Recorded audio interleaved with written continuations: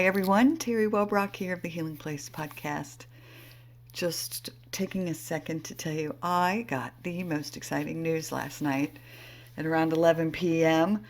I popped on to Listen Score, and the Healing Place podcast is now in the top 2% out of 2.8 million shows globally. So thank you, thank you, thank you. I'm hugging you, my heart to your heart, soul to soul, for being a part of this healing space, for listening, for sharing it, for inviting others to join in. I am still trying to wrap my head around the fact that it's in the top 2%. That's just so amazing, and my eyes well up with happy tears. So this is a wonderful conversation today with a local healer on Hilton Head Island, Dr. Kelley LeBlanc of Kelley, chiropractor. And we go pretty deep on some crazy, awesome topics, not just beyond, not just healing, but beyond that. So just powerful, awesome conversation. So just open yourself up to the possibilities of the topics that we're about to endeavor upon, I guess is the right word. All right, now for the show. Welcome everybody to the Healing Place podcast. I am your host, Teri Wellbrock, and very excited to have with me today Dr. Kelley LeBlanc, and I'm going to read her bio. Dr. Kelley LeBlanc provides gentle chiropractic care, applied kinesiology. Yes, yeah. I said it. Soft tissue therapy, yoga, exercise therapy, nutritional counseling, Reiki, and mind-body emotional release. Her approach is holistic, thorough, and caring, and I can say yes to that because I've been to see her. So welcome, Dr. Kelley. Thank you. Thank you so much for having me. I'm excited to be with you. So that's awesome. Thank you. Yes, so this is part of the special series, the Healers of Hilton Head, that I'm connecting, which really it's the Healers of the Lowcountry, but because we're reaching out into Bluffton and Beaufort and other areas down here, but we'll just encompass it in the whole Hilton Head area. Yeah, we have some amazing people in this area. It's, an amazing concentration. As a matter of fact, I thought of one other person that I didn't tell you about, which I'll tell you about. I'll mention her name, just Ife Teo. Do you know Ife Teo? I do not. No. So yeah, you want to talk to her, and you would love to have her on. And she's a bright light for sure. So.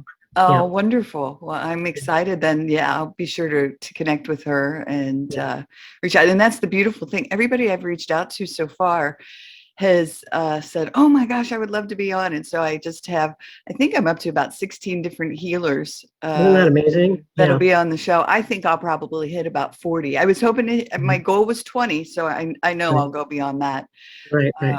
Which is amazing. Wonderful. So yes.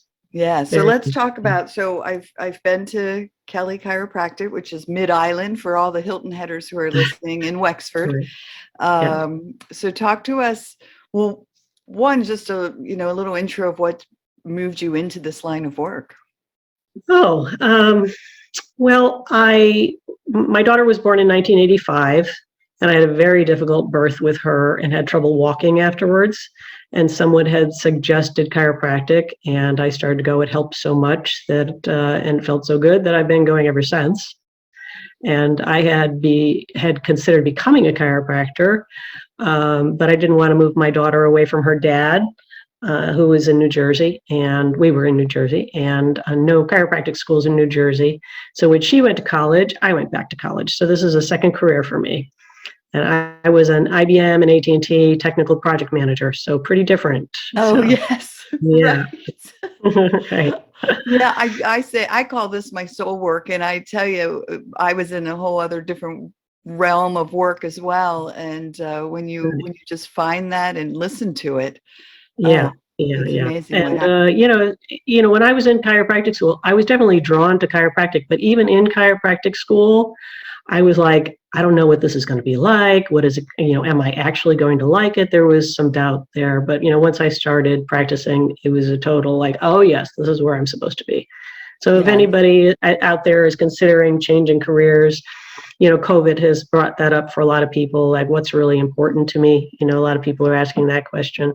So anybody that's thinking about changing careers, just follow your heart. I say that a lot. It's the best guide, the best doctor. Just listen to your own heart. So Yes, yeah, absolutely. I tell my 3 kids that all the time is yeah, follow your heart, follow your passion. And yeah, yes. yeah. I love that. Yeah, Yeah, for sure, for sure. yeah. And I know, again, I've been to see you, and wow, my family came home. This is the beautiful story of this. So my daughter was having some back issues, and we had been directed in your direction. And Mhm. my family came home and they said, "Oh my gosh, Teri, you are going to absolutely love Dr. Kelley. She is right up your alley, just such a beautiful, gentle soul." And so I was having some health issues, as everyone who listens in knows, with this mycotoxin poisoning. And so I thought, I'm just going to go. For whatever reason, I thought I'm just going to go and make an appointment. And just such a beautiful session. I walked away feeling incredibly healed. I want to say not just physically, it's a part of the journey, but emotionally and spiritually as well. It was a very holistic healing Oh, I love that. session, Yeah, both sessions that I've had with you. So thank you yeah. for that. Oh, you're welcome. I really love my patients, and I really loved meeting your family too. Just like your daughter's a teenager, I love working with teenagers too. So, yeah. So I'm so grateful that people refer to me, and I love meeting people one-on-one. That's why we had talked. I'm thinking about this just being a one-on-one conversation, not going out to the world. But hello, everybody out there. But yeah, I think love is really healing, and we can all do that. So yeah. Oh, for sure. Well, that was one of the messages we just talked before I hit record about. I did the harmonic egg, and one of the messages I got was that it's all about love. I mean, that's the energy, that's the current, that's what it's about. And so I just keep reminding myself about that. And so it certainly flows from you. I mean, I felt it the moment we met. So again, it's like and your background is like so interesting. So I was completely fascinated and thrilled to meet you. I was a Jehovah's Witness when I was a teenager. I was a Catholic as a kid, and then I followed my mother into the Jehovah's Witness faith. And, for whatever people know about Jehovah's Witness, they study the Bible very seriously and very, with a lot of integrity. They really try to understand it. And, the only thing that really kind of struck me when I was studying the Bible as a teenager is the phrase "God is love." I'm like, oh, okay, God is love. I get it now. So yeah. So it's simple, right? Yes. I mean, it really is. I mean, if we would just, I don't know, live by that, and try to radiate that love and that light. I was talking to my brother yesterday, and he's nearing the end of his life, and he was a Vietnam vet and had a lot of injuries from Vietnam, and just a lot of difficulty with his body. But we were talking about the golden rule, and he was saying something about the degradation of morals. I'm like, well, the golden rule is like really all we need, and you could call that a religion if you want, but it's like the golden rule: do unto others as you would have them do unto you. And really, do we need anything else? And that's the opposite of selfishness and corruption, which is really what's we could do without that. It's just like very simple, but I was thinking this morning, because I was thinking a lot about sensitivity, and how a lot of sensitive people, and I'm a sensitive person, you're a sensitive person. I suspect that your audience is a lot of sensitive people. And by sensitive, I don't just mean emotionally sensitive, but kind of sensitive across the board, which a lot of sensitive people are. And how a lot of sensitive people are very loving towards other people and not as loving towards themselves. So maybe do unto yourself as you would do unto other people as well. So it's like the golden rule, but it applies to you too. So yeah, because I've had a healer's journey myself, and we can talk about that. I know that you are and you are in the middle of a healer's journey yourself. And dealing with our sensitivities is a challenge and a gift. The experience that you had with the harmonic egg would not have happened. You wouldn't have even been there if you had not been a sensitive person. So it's like all the challenges and the gifts of sensitivity. So yes. And that's a little teaser, everybody. I'm going to do a whole separate episode and have Shembra from Equilibrium to come on and talk about the harmonic egg. So you'll have to go back and listen for that because, wow, it's a great story. I look forward to that myself because I'm very interested in Shembra and her buddy. Yes. I'm not sure exactly how to refer to the harmonic egg. It's not an inanimate object. I guess we could say that. And it's certainly a being of energy. Yeah. Ali the egg. Yeah, magic and wisdom and portal maybe. Interesting. So I would say a portal. That's a great way to put it because that's certainly what I experienced. Yeah, part amazing. of it anyway. Yeah. Yeah, life is very magical, isn't it? Every once in a while, we in our world kind of almost get used to magic and we talk about it like it's no big deal. It's like, and every once in a while I step back and it's like, holy crap, life is very magical. So, yeah. And some days more than others, right? Right. And I think that's where the miracles lie. I mean, really, there's miracles every day, and it's in that magic. It's in that those experiences that, again, like you said, if we're open to them, right. Oh my gosh, it's just an amazing experience. Yeah. I'd like to talk a little more about sensitivity because when I was thinking about your audience and kind of like what I want them to know, and maybe anything that I could offer in terms of like what I've learned along the years in my own path and my practice is that, what sensitivity is. And because I meet a lot of patients in my practice that don't really recognize their own sensitivity, or they are coming at it from, this is where my body hurts, or I'm having, these symptoms, but they don't recognize like at root. And I'm always looking for the root of it, the issues. Yes. It's like, you need to manage your sensitivities in one way or another. And not all of my patients are sensitive, but a large, I don't know whether it's a majority, but a large proportion are, because sensitive people are attracted to my office because I'm a sensitive person. They're drawn there because I do really gentle chiropractic. I don't do cracking. I do like tap, tap, tap. And, it's the type of chiropractic that's really good for sensitive people. It removes low-hanging stress, the very kind of like low-hanging fruit. That's what I was talking about in terms of stress. It's like align the body, gentle, gentle, gentle. And, that itself releases stress. And when, the challenges of sensitivity are things like, emotional sensitivity and anxiety and depression, which I consider almost a normal now because so many of my patients have anxiety, depression. When I had anxiety, depression very severely in my 30s, I felt abnormal. And I tell people regularly, like, no, it is a normal thing. And, learning, I look back on my anxiety, depression now, and I didn't want to go on medication. I'm not a medication person. And I'm like, no, I don't want to just take a pill. I want to understand where this is coming from, get to the root of it, and kind of like figure it out.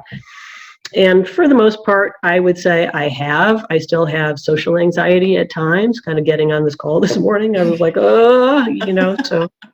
But, I look back at the journey and I'm like, I'm grateful for that anxiety, depression, because, I've learned so much because it was kind of like, let's try this, let's try this, let's try this. And I know you talk to people. I mean, that's what podcast is all about. You are constantly learning from people. Yes. Well, look, let's learn about this. Let's learn about that. So it's like that is the healer's journey.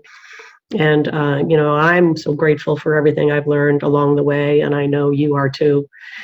And so, emotional sensitivity is only one, portion of it. I have lots of, sensitivities in terms of foods and allergies and kind of like learning to manage that and avoid the things that I'm sensitive to. And, the gut issues, the sinus issues, sensitivities can cause all kinds of problems, to the extent of when the body attacks itself. Oh, autoimmune. Autoimmune, yeah. We're going to use each other's brains because we were talking about being menopause brains. So thank you very much. Yeah. So to the extent that sensitivities can cause autoimmune, and I have that as well, but I have not been diagnosed with autoimmune. I put autoimmune in quotes because I manage it by I have eliminated grains completely from my diet. If I have not gluten, because there's so much talk about gluten, but if I test my husband's pasta with my teeth and not thoroughly wash out my mouth afterwards, because I don't know another way to test pasta. I haven't figured out a better way. Right. But if I don't thoroughly wash out my mouth, my thumb will throb. And a few years ago, I discovered, and I have been sensitive to wheat for a long time. It used to affect my sinuses, and then it affected my lungs, and then it moved into my gut, and now it's moved into my joints. So, but this is me. This is my sensitivity. It doesn't have to be your sensitivity, or you could be sensitive to something else. You could be sensitive to things that are good for most people, but not for you. Like ginger, I'm sensitive to. Of course, it's good for a lot of other people. Right. So, yeah. You know what? I have to just say really quick, I had switched to this other toothpaste that was healthier, more organic, more holistic. And I was brushing my teeth a couple of days ago, and I was like, oh, like my throat. Right. My tongue's a little tingly. Oh, what's going on? Didn't think much of it. Ate, no problems. Went to brush my teeth, again. And I was like, again, didn't think much of it. Wasn't correlating it. And then the third time I did it, my throat closed up. And I was my God. It was very temporary. But I was like, goodness, oh my gosh, I am having a reaction to toothpaste. This.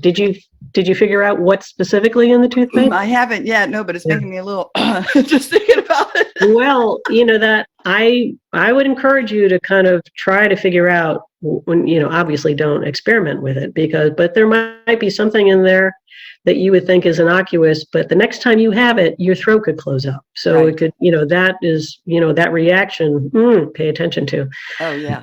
Yeah. So it's, so your sensitivities are your sensitivities, and it's so important to just pay attention. And I think that's why, I've spent my whole adult life just kind of like, what am I sensitive to? Just watching what I eat and the reactions afterwards. So I'm a very keen observer, not only of things like that with myself, but other people too, and seeing patterns. And yeah. So, but I wanted to recommend the book, The Highly Sensitive Person. Do you know that book? I have not read it. It's come across my radar, but I have not read it. Elaine Aron, Aron, and you can get it on Amazon. But she is a psychologist, and she talks about the sensitivity from the perspective of, psychology, not from physical sensitivities. But that's a very valuable book. I first read The Highly Sensitive Child, which she wrote as well. And because my granddaughter is a highly sensitive child, I'm like, oh, what do I do with this kid? It's like Google The Highly Sensitive Child and her book comes up. And I've recommended both books over the years. And when I first read it, I'm like, oh my God, I wish that my parents had known about this, And then The Highly Sensitive Person, I've recommended it so many times over the years, and to sensitive people, and everybody just absolutely finds it invaluable. So so the highly sensitive person, highly recommend it. Do you find? Can I ask a question? Yeah. Do you find so I have the trauma history, her pretty horrific trauma history, particularly a high ACEs score for adverse childhood experiences. Right. That those who have trauma history tend to be more sensitive. Is there a correlation? Do you know? Well, that's exactly what Elaine Aron talks about. And, it's like if you're a more resilient, less sensitive child, something that happens might bother them less. And, there's trauma and then there's trauma, but, sometimes you might not even think that it's traumatic. But for a sensitive person, sensitive child, with their little sensitive, level of understanding, it's very traumatic for them. So I have a patient who grew up in World War II. She was born in World War II, and her father was away for the first 3 years of her life. And so her father came home and kind of scooped her up and was, swinging her around. And she's this 3-year-old, right? And everybody's just joyous around her. But in therapy, she realized, she's in her 60s now. She realized like that was highly traumatic for her. She didn't understand what the hell was going on. All of a sudden, this, stranger comes up. And, so this is what sensitive children do. What she did was like see the reaction of everyone else, not scream her bloody head off saying, I don't want to be in this guy's arm. She's like, I must be feeling the wrong thing, suppress her own feelings and try to match whatever everybody else is, wanting or needing. So this is what sensitive children do, right? It's like, oh, what do you need? What do you need? Rather than like, pay attention to what they need. What would have happened if she had screamed her bloody head off and said, I don't want to be in this guy's arm? They might have, taken her into their lap and say, oh, honey, this is what's going on, and help her digest what happened, so to help her integrate that. Instead, you suppress the trauma, and you stop listening to your heart. Basically, you get more and more divorced from not only that child, get separated literally from the child, your inner child, but also that trauma doesn't get processed. And the process, my own journey of trauma, and I've had, I was raped by my brother. And I was raped by a stranger, and I've fully processed the rape by the stranger to the point where I'm grateful for that.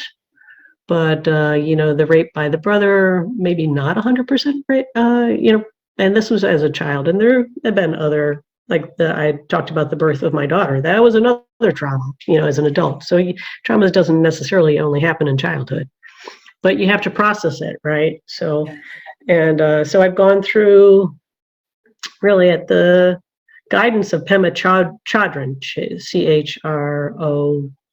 She's a Buddhist teacher and psychologist, or therapist anyway. But she says, stay with it, which is very much like somatic experiencing. Yeah. I don't know if you've ever, gone that route, but I'm in the middle of a 6-week course right now. Somatic. It's powerful. Yeah. And the all that trauma is stored in the body. And what does it need to do? It needs to process. How do you process? You have to feel it. You have to kind of go into it bravely. I mean, I'm talking from my own personal experience, with a lot of courage and determination. When I was processing, and I didn't do somatic experiencing, but my experience of stay was, with the rape by a stranger, it felt like my arm was being torn off. And I could stay with it for maybe a second at a time. At times, sometimes I would be like, okay, that's enough, but every time I touched it, I was processing it a bite at a time, until it got to the point where enough of it was processed that I was able to move past it somehow. I'm not sure exactly what that threshold was, but yeah, Pema Chodron is, one of the big influences on my life for sure. Yes. And my husband says there's many ways to get to Pittsburgh. And I love that. I say it more often than he does now. But that's the beauty of life, is that there are so many paths that help. And, you have to just find the path that you're drawn to and try it out. And, if it doesn't fit, then maybe another path is drawing, after that, and keep moving forward. So, I mean, this, to me, the meaning of life. So, yes.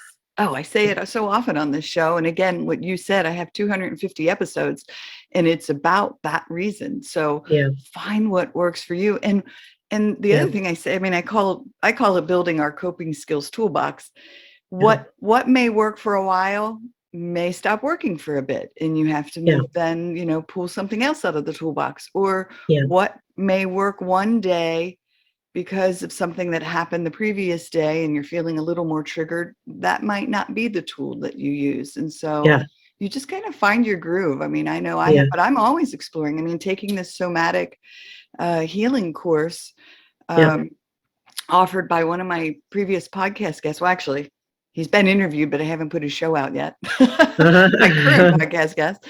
I'm learning. Yeah, I'm always yeah. learning, and I love that idea. Yeah. And is that a online course, or is it in person, or Yeah, it's the course? online. There's like 300 of us in this Yeah, course right now. that's awesome. But Yeah. we do it Monday, Wednesday, Friday, and he records it because I can't do it when I work during the Yeah. day for some of them. So then I can just sit at night and plug in my Yeah. AirPods and I'll have to get that information from you, because that's something that I would definitely want to recommend to patients. So, oh, yeah, wonderful. Oh, for yeah, sure. And he's amazing. He's yeah, wonderful. and it sounds like an affordable way to do therapy, which a lot of people can't afford therapy. So, right. that might be really great, actually. Yeah. Yeah, I think that the coping, to me, years ago I did the forum, which is kind of like an outgrowth of EST, if you remember. But forum, there are so many things that stick with me. It was like a 3-day program about just learning what human beings do. And I do love the forum, and I recommend it to a lot of people. And one of the things that I learned in there, and this is like, I took it when I was 30, but I remember so much from it. And one is like, what you resist persists. So it's kind of like, it's kind of like the opposite of what Pema Chodron has said in terms of stay. So I think coping implies at some level resistance. And I think that life is kind of a setup for this. Like, it's not intuitively obvious to go in the direction of pain. So, but if you do go in the direction of pain, in the direction of trigger, and kind of like go into it, then that's where the gold is. Yes. It's kind of like, I don't know whether I shared this on Facebook, but I have an 8-year-old granddaughter, and I showed her the picture of the Japanese pottery that's fixed by gold. So it's like, when it's broken, they fix it with gold, and then you end up with this object that's, much more beautiful than it was before it was broken. So, that there's, the point is not to get back to where it wasn't broken. Can't do that, So the point is like, oh, what kind of gold is there in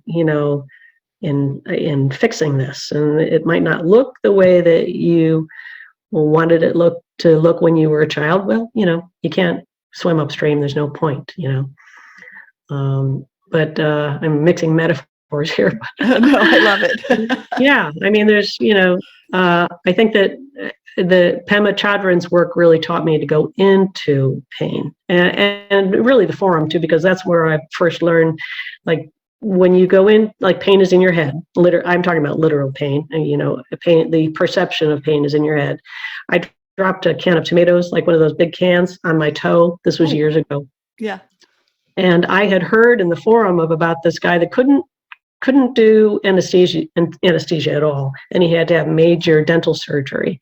So he did this technique of going into the pain. And Lamaze is, the breathing technique with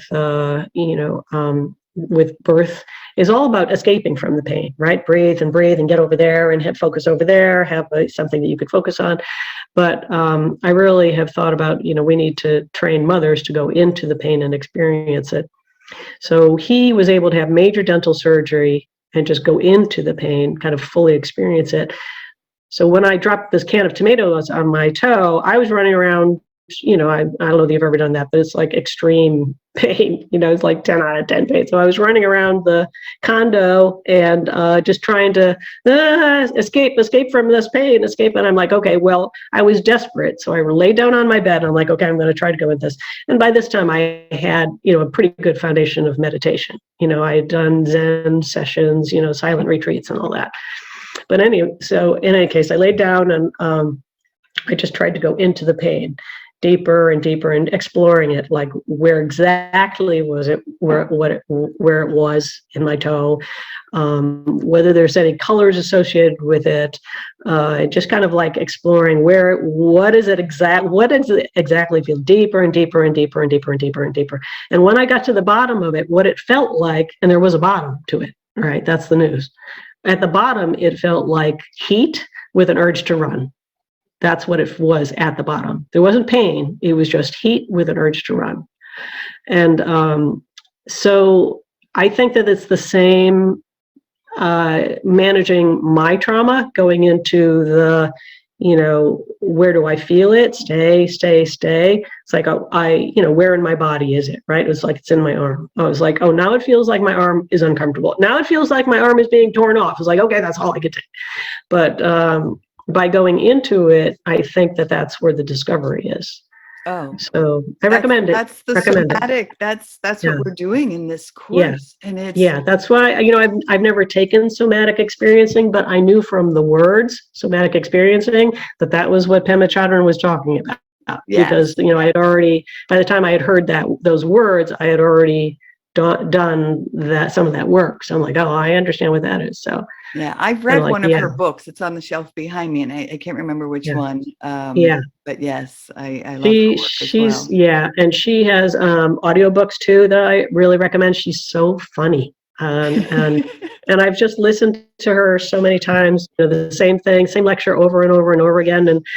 And she's so entertaining, and what she has to teach is like so amazingly deep. So yeah, I recommend her.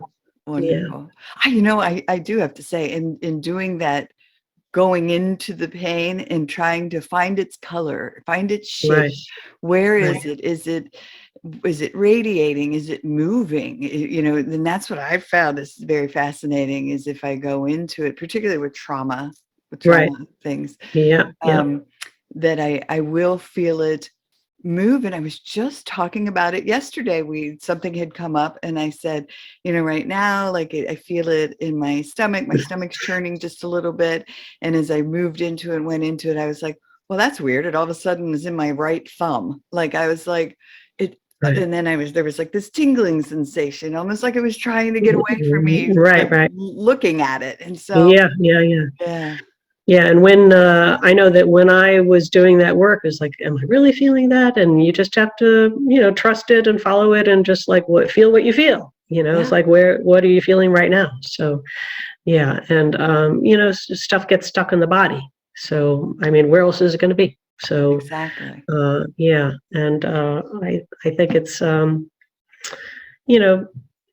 just something to use for your path forward. So it's like, how do I use this? Oh, I'm triggered. How do I use the trigger? So yes. Well, triggers to me are they're like a sign, like, hey, this needs attention. Yeah. I had a patient last week who she was having trouble working out. And she would work out and, push her body and then have 9 out of 10 pain. I'm like, you're not listening to your body. It's like, but you have this idea of like, my body's supposed to do this. And, just kind of like not really respecting what her body was telling her afterwards, Yeah.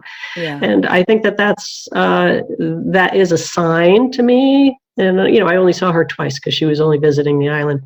But it was a sign to me, like she's suppressing herself. People who have a high tolerance for pain, it's like you've suppressed your nervous system to the point where you're not paying attention to your body signals. And people get into trouble because of high tolerances for pain.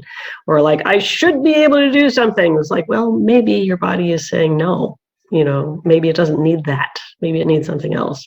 Maybe it just needs to be respected and heard, Yeah. So, yeah. So, again, we're back to listening to the heart, right? Where we started. Exactly. So, yeah. Well, and one more thing that I wanted to bring up with the whole sensitivity thing is I have found myself being much more sensitive as I heal physically, like this last bit of this physical healing journey, incredibly sensitive to energy of other people, energy of things around me. I mean, I'm talking like energy of the trees.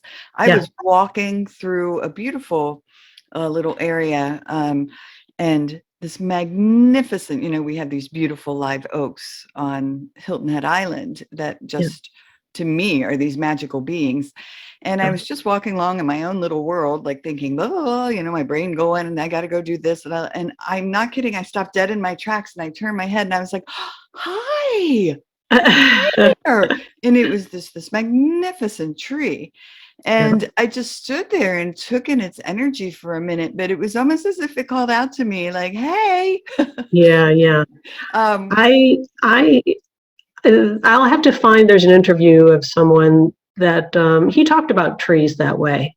And I'm like, oh, that sounds kind of weird. But everything that you said, I really respect. And it's like, oh, and I have to think about this because I haven't felt that with trees myself. I mean, I love trees, but yeah. So I'll have to try to find his interview because I'll send that to you. yeah. When with sensitive people, and oops, let me just hit that. I think that it may be even that the meaning of life is to master boundaries, because there's some energy that you want to let in, and it's beneficial for you, and some energy that you don't want to let in. And we talked about that too, right? This people that appear to be, really coming from love, but they're not coming from love, or they're injured in some way, and they're just energy vampires. Maybe not on purpose, but you have to watch that. But this is a sensitive person, especially for sensitive people, because they're not necessarily good at boundaries. They do a lot of giving, or they're like so aware of what everybody else's needs. And so they're like, actually the Buddha said, a quote from the Buddha is like, you can pave the world with leather, or you can put shoes on your own feet. So it's like literally the boundary. It's like, putting the shoes on your own feet rather than trying to fix the whole world or fix your family and, make sure that everybody else is okay because I don't want to be anxious, But yeah. And I talked to a patient the other day, a young woman who I was really, really happy for her because from what she said, it sounds as though she got out of a potentially really dangerous relationship before it became dangerous. And she has a history of really severe trauma. And, she appears weak, and she's struggling with all that. And so I think that those type of people get preyed on by narcissists, sociopaths. So it's really important. And it's really important to, be aware. Like, what does my heart say about that? The intuition. It's like, how often can a person lie to you? Once. That's it. It's like, how many liars do you have in your life? Zero. It's like no tolerance. There's certain things that, if somebody's going to disrespect you, like, no, don't have any tolerance for that. So it's kind of like healthy boundaries, Talk about boundaries, like there's boundaries like this, which I, as a mother, have a tendency to do that with my daughter. She reminds me very often, stop doing that. Right. But we want to protect people, right? And or there's boundaries like this, which, if I'm angry at my husband, sometimes I'll it's not very nice either. But, our boundary right now is kind of like in the middle, equal to equal, this exchange between the two of us. It's like building energy because you don't want to, I do Reiki and other forms of energy work. And you had mentioned it at the beginning. But the cardinal rule of energy work is like you don't donate your energy to somebody else and you don't take the energy from them. It's not necessary. Like energy work at its essence, at its optimum, is like connecting with love, and when you're giving love, you're not donating your energy. That's not the same thing. You don't donate love. It's like, no, that doesn't even make sense. You love someone. That's not donating love. It's more kind of allowing love to flow through you. But yeah, boundaries are a sensitive person issue for sure. It's kind of like, how do you master boundaries? How do you listen to your heart? What do I need? Like, what do I need in this situation? And sometimes you have to let people go, or, even temporarily, like, I love you, but you're not good for me right now.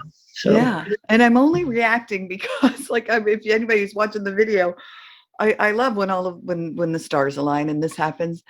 Just before we came on, I was on Facebook for just a few minutes. I haven't been on a whole lot, but I was on, and a friend of mine posted something about narcissism. And so it just really struck a chord with me. And so I responded and wrote this pretty lengthy response about my experience with a narcissist who was a friend, and but putting healthy boundaries in place, and how when I finally learned how to put healthy boundaries in place and started saying no, then she ghosted me and completely cut me off and disappeared from my life with no explanation or reason.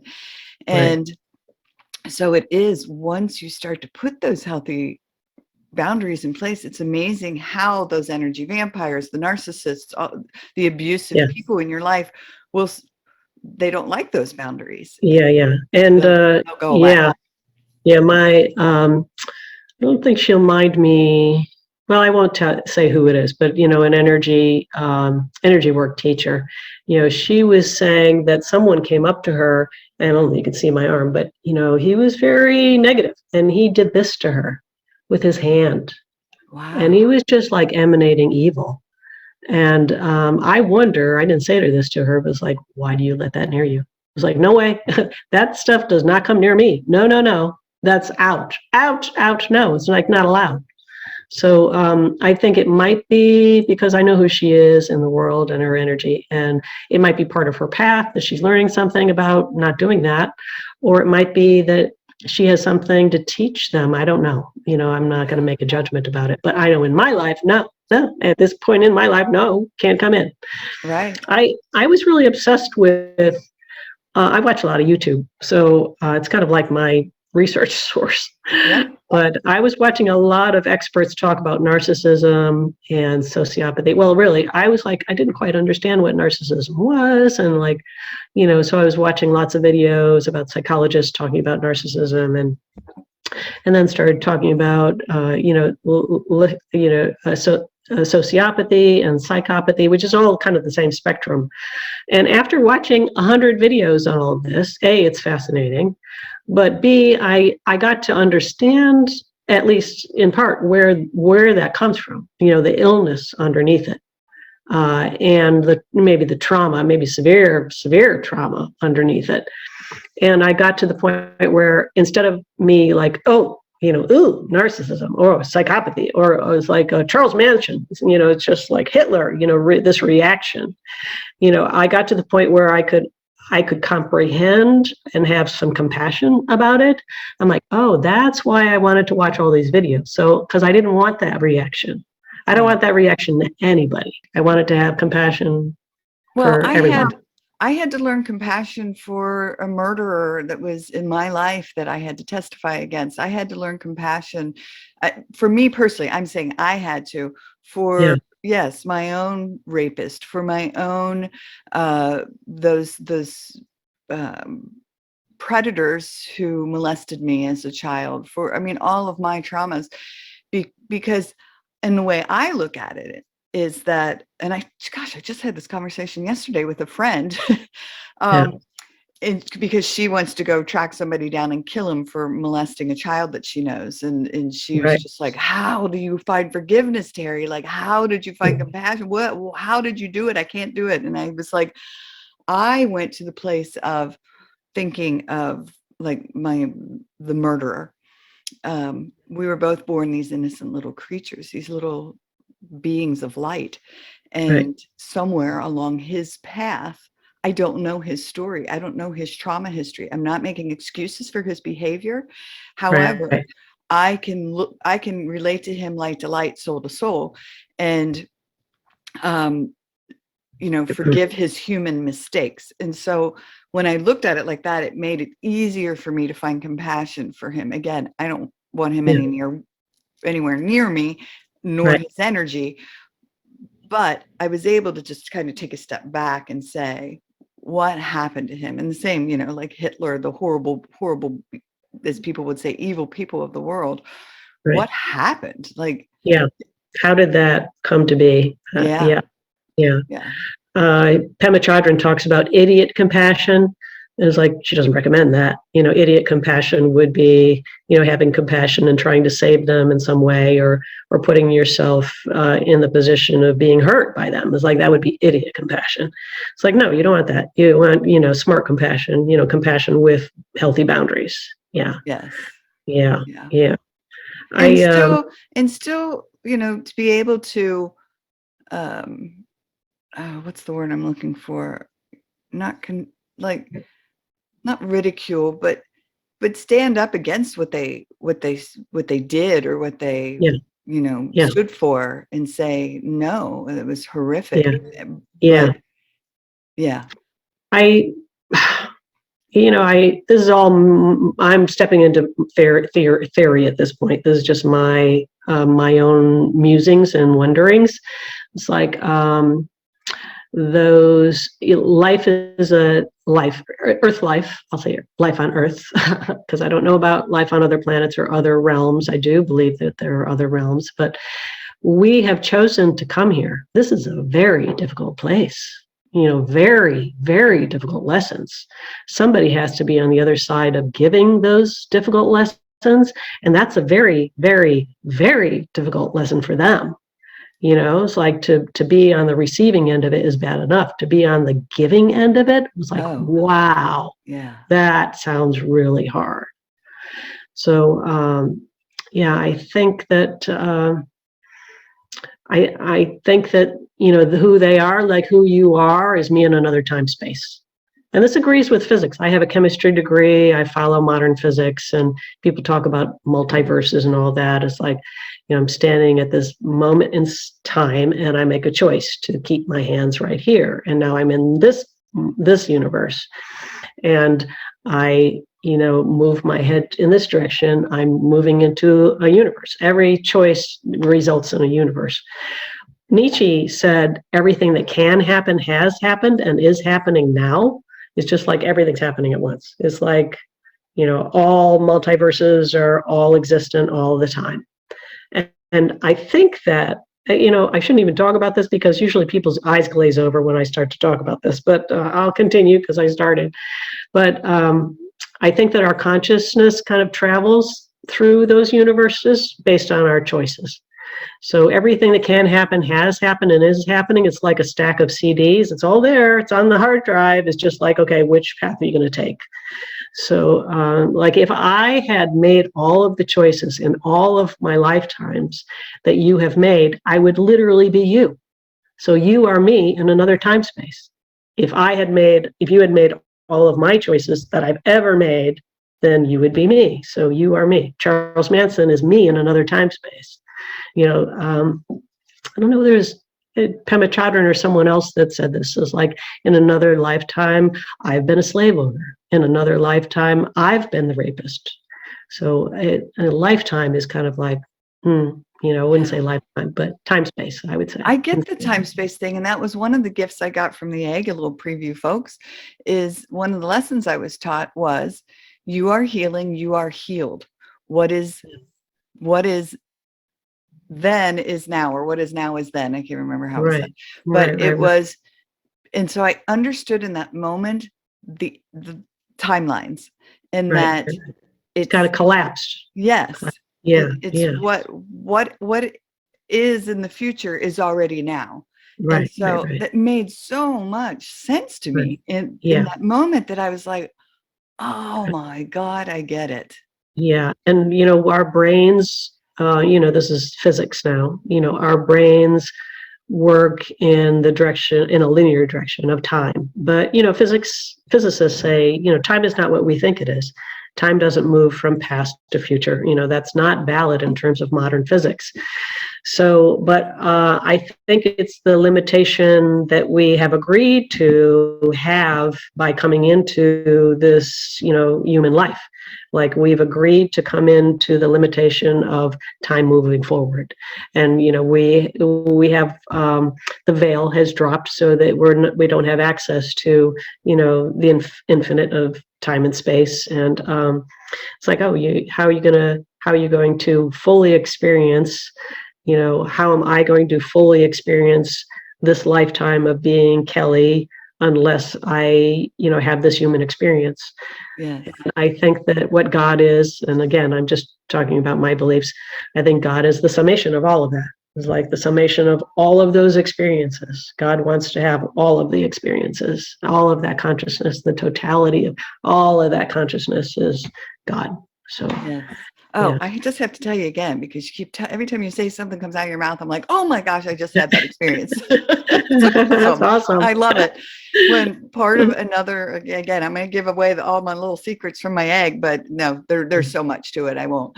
Yeah. But another lesson that I was given was I was taken to the Vale, and it was with this on this like iridescent purple, blue, indigo heart like butterfly.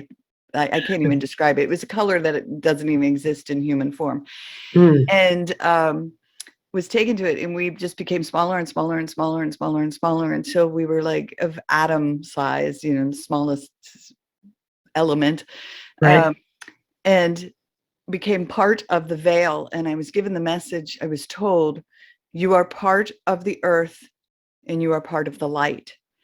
Mm, In your mission is to be a prism of the light oh, wow.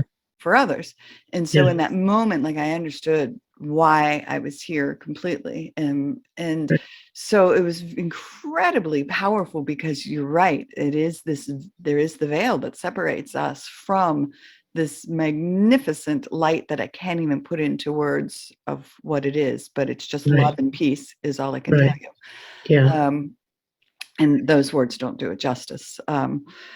And but yeah, it was crazy powerful. So yeah, you just bringing up So the beautiful. veil. Yeah. Very beautiful. Yeah. I listen to a lot of what I've been listening to lately. I told you I listened to hundreds of narcissist videos. So I've been listening to hundreds of near-death experience videos. And, there's quite a lot of research on that. Near-death experience, I think people are starting to realize that, this is a scientific phenomenon. Like, they study it at the University of Virginia. Bruce Bryson, I think his name is, and is one of the foremost researchers. But what you're saying is very similar to some of the out of body experiences, because near death experience has to happen, by definition, near death. Yes. But people do have out of body experiences that are very similar to near death experiences. And what you're saying sounds very similar to some of the out of body experiences and the near death experiences. And the way that you said, it's like a color that doesn't exist in nature. That's like something that they say a lot. I recommend people learn more about near death experience, because it's like, it's a window into the next world, and Yeah. or I other had a worlds. guest. I had a podcast guest. There's an episode, if you go look for it, folks. Gosh, I'm so drawing a blank on who my guest was, but she had an NDE twice, actually. Yeah, people think yeah. that it's rare, or like a lot of people who have them don't talk about them, but the research says 1 in 12 people, and maybe many people have more than one. Yes. So it's much more common than people who have not. I have not had one. People who would generally think so. Yeah. But I think it's one of those things that is starting to come to the consciousness, the common consciousness. It's kind of bubbling up into what is that? When everybody knows it. Just like everybody. Oh yeah. Like yeah, I know. I just had it in my head, and then it went. Whew, yes. Yeah. I know. I'll come up with Yeah. it. But I think it's like a really useful thing to know. It's like really useful. It's like, you don't have to be afraid of death. It's beautiful. There are people that have had negative near-death experiences. I was listening to this one guy, and he wrote a book about his negative experience. And in short, he said he was very narcissistic he was a college professor, and then he died, and he found himself in hell and being torn apart by demons. And, he felt like he had been there for an eternity, and he finally just kind of like gave up, and they left him alone for a while. And then he said he was just kind of desperate, and he said, well, he never prayed as an adult. So he said, well, this was after an eternity. He said, like, well, maybe I'll try this. And he couldn't think of a prayer. So he's like, I pledge allegiance to the flag. I was like, no, that doesn't sound right. So he finally remembered a prayer that he had learned in childhood. And as soon as he started to pray, the demons rushed away. And he got to the point where he just kind of like prayed, asked Jesus for help, and it was like swoop, and Jesus took him up and off they went. And I think that near-death experiences always are an interpretation of what you think you deserve. Like the hell was in his own mind, basically. He felt like he deserved that. And he had to learn the lesson of like connection to the divine. You know, you can call it Jesus if you want to. And I like the name Jesus myself. The other demons that were there with him, I have no doubt that those were other people that were kind of like have caught themselves, like they deserved to be demons. Like, no, nobody deserves to be a demon. You know, it's like, I think it's important for all of us to know. It's like, no, everybody deserves that beautiful after-death experience. Like, there's nobody that deserves to be in hell. Nobody needs to be torn apart. Nobody needs to tear apart people either. It's like that. I think that those lessons continue with those people until they, out of desperation or whatever, reach out to the divine and then zoop, oh, learn that lesson? Yeah. Okay, gotcha. Well, and I know in my experience from a meditation, when I've only experienced being at the Vale 2 other times, but the one time I just remember I was given, and when you said that about eternity, he was there for an eternity, I was given a glimpse of the light beyond the veil. And I say it lasted for a millisecond and an eternity all at once. Right. And because no time, right? There is no time. There. And yep. all I know is that I came away from that. Well, as I was there, I said, this is where I came from, and this is where I want to return. And right. that was my pull. Like I feel pulled to that light. And right. Yeah. But it is like you just said it. Everyone is worthy of. We are all light. I mean, how could you, there's only God. It's like God is love. It's like, that's all there is. Is there a devil? The devil's part of God too. Maybe the devil is serving some purpose, just as the narcissist and the sociopath and the psychopath, they're all serving a purpose, providing lessons, but it's all God. It's all God. So it's like everybody deserves to be part of God. It's just like you need to be conscious that you're part of God, Yeah. How do you do that? Move in that direction. That's right. What consciousness is. Yeah. Pretty simple. Well, I could sit here and talk to you for, another 3 days about all of this. We'll have to continue over tea or something. Oh, yeah, for sure. Is there anything else that you wanted to touch upon that we hadn't had an opportunity to talk about? I guess, we talked about sensitivity. The thing that I wanted to say from a chiropractic perspective, I see the patterns of sensitivity in people's bodies. Like one is that people get a flat back, and by flat curve, right? A flat thoracic curve. The upper part of their back gets flat. And there's 2 things. One is don't grab your hands behind your back, yoga style. That forces the curve flat. Yeah. If that makes sense. A lot of yogis do that, but I think that's an American addition. Don't grab your hands behind your back, closed chain style. And I think that the reason that people who are sensitive, actually it's people who are under chronic stress, get a flat thoracic curve because they're not breathing deeply. So it's important to breathe fully, and that expands your rib cage in all directions, including your thoracic curve. If you've ever seen, I don't know if you remember that scene with Julie Andrews, and I forget what the actor's name is, in The Sound of Music, where they're singing "Somewhere in My Youth or Childhood." So, and they're face to face, and she's got this huge thoracic curve because she's a singer. So singers have a very large thoracic curve. Why? Because they fully expand their lungs. The thoracic curve is the central curve for the neck and the lower back. So I think that people who are under chronic stress breathe shallowly, and it flattens their thoracic curve. And the autonomic nervous system is mainly on the front of that part of your spine. So a flat thoracic curve also triggers or irritates your autonomic nervous system. So it causes fight or flight in kind of like a cycle. So breathe, very simple, right?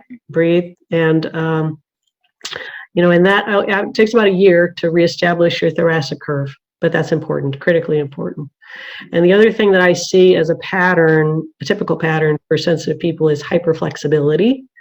And it's kind of like the joints become loosey-goosey.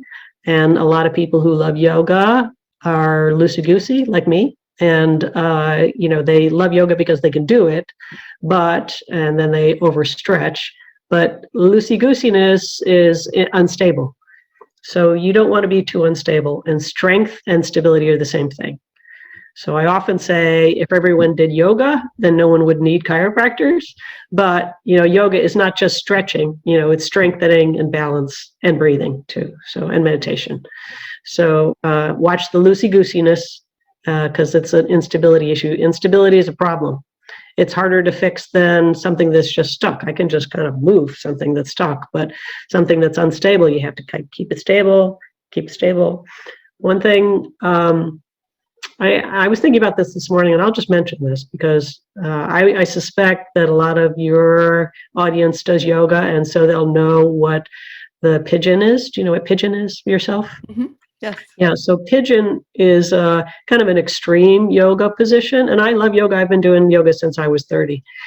So the pigeon posture, you're stretching your piriformis muscle, which is a glute muscle, and your psoas muscle, which is a hip flexor, the opposite, at the same time. The only people that can do that safely are people that don't need to do that. So please don't do pigeon. Please don't do pigeon. Yeah. Stretch the piriformis muscle, then stretch the psoas muscle. Do not do them together.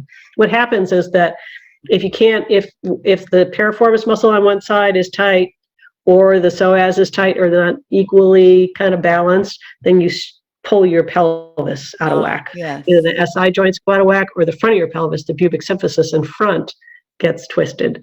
Yeah. So yeah, please don't do pigeon, and please don't grab your hands behind your back. So. Okay. Yesterday I was trying to do just some poses. I wasn't doing a yoga exercise, but I was in the kitchen waiting for something to cook. I was making some bean soup, and so I was doing some squats and doing some different poses, and I was like, I'm going to put my hands on the ground. And one of the poses we had tried was, like putting my knees on my elbows and seeing if I could, like, crow, I think it's called. I'm not sure. Is that what it is? I'm so bad about knowing the names of. I don't know all the names either. Yeah. And so I was able to hold it for like 2 seconds, and I was so excited because I was like, "Oh my God, I was able to hold it." That is amazing, actually. Yeah, every time when I do that, I'm like, I'm going to fall on my head. I'm going to fall on my head. Oh, I was like, oh my God, just hold it. I know I wasn't breathing correctly through that whole thing, but. Yeah. No, I can't. I don't think I can do that for 2 seconds. So good on you. So that's really good. Thanks. Been working on that core strength. So. That's good. Yeah. So important. All right. So how do people connect with you? How do they find you? Probably my website is best. It's chirokelley.com, CHIROKELLEY, 2 E's and Kelley.com. And that's the way that they can find me and learn more about me or send me a message and that type of thing. So awesome. And schedule an appointment. People visiting the island can come in and see you as as locals. Oh yeah, for sure. Oh, wonderful. Yeah. And I often get patients who are unfamiliar. They see their chiropractor at home and then they come to see me, and they've never had the Activator protocol, which is the instrument that I use, and they fall in love with Activator, and then they find an Activator doctor at home, which is activator.com. So I also can recommend that. But yeah, it's the Activator is the instrument. It's really, really gentle.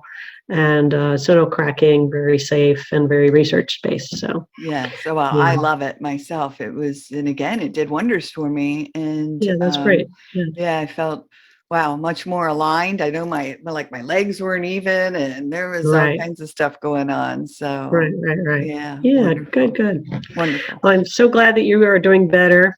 Thank you. I'm praying for your mom and you. Thanks. I know it's such a difficult time in your time of life, to manage an elderly parent. So yeah. Yeah. Well, she's a little firecracker. Yesterday I talked to her and she said, yes, today was the first day I was able to move without any pain in my legs. So she's awesome. Doing rehab, doing therapy. And very good. I'm super proud of her. She'll be out there doing cartwheels again before I know it. So that's great. I have to try to keep up with her. All right. Well, everyone, Gosh, thank you, Dr. Thank Kelley, for you. being My here with pleasure. me. It was such a great conversation, and People who like us, I don't get to talk about this stuff very often. Just kind of like freewheeling. So, just the average person on the street isn't really interested in that type of stuff. Like talk about space time. right. They'll roll their eyes or whatever. So. Oh, and I'm on board. Anytime you want to Yeah. chat, yeah, we have each other's numbers, so we can meet up, Okay. chat it up. So Sounds good. I Sounds love it. good. I love it. All right. All right. Well, everyone. Oh, I have to tell everybody. So I'm trying to wear a Hilton Head shirt every time I come on the Healers of Hilton Head. So today I'm Good wearing my restaurant. Old Oyster Factory. Oof. I call it oof. Oh.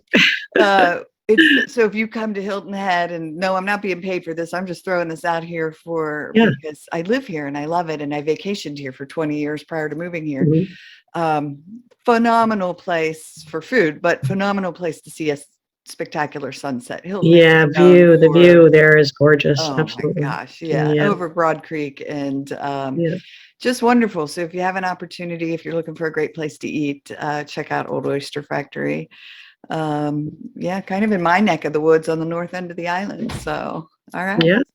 My neck of the woods too. We're both North Islanders. That's So. right. It is funny how, when you vacation here and then when you live here, it's like, oh, I love the north end because it's just calm and peaceful up here. Normal, kind of normal. Right. Exactly. All right. Well, everyone, thanks for joining us today on the Healing Place podcast. And remember, until next time, be gentle with yourself. Thanks. Bye-bye. Hey, everybody. Teri Wellbrock again.